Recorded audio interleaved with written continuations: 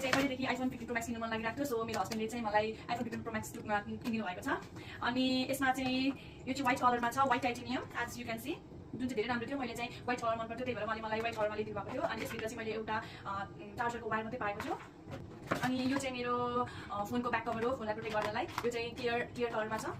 अनि त्यस पछाडि चाहिँ मैले एउटा एडेप्टर किनेको थिएँ किन अरू बेला एडेप्टर युज गर्नु भनेर एउटा एडेप्टर किनेको थिएँ मलाई चाहिँ मेरो पर्सनल ओपिनियन अनुसार चाहिँ आइफोन 15 प्रो म्याक्स चाहिँ अलिक लाइट वेट छ यसको चाहिँ in compare to other iPhones अनि यो चाहिँ टाइटेनियम भएर चाहिँ धेरै एट्र्याक्टिभ छ र राम्रो पनि देखिँदो रहेछ क्यारी गर्नलाई कम्फर्टेबल र कोजी पनि देखिँदो रहेछ यसमा चाहिँ सिपोर्ट चार्जर युज हुँदो रहेछ जुन चाहिँ रेगुलर आइफोन चार्जर हुन्छ त्यो चार्जर युज हुँदैन रहेछ सिपोर्ट चार्जर लाग्दो रहेछ यसमा चाहिँ अनि मैले चाहिँ क्यामेरामा चाहिँ केही त्यस्तो डिफ्रेन्स भेटिनँ अब 50 देखि 1 महिनाभित्रमा चाहिँ मैले रिभ्यूहरू दिनेछु यसको रियल रिभ्यूहरू दिनेछु thanks for watching do subscribe and like my channel by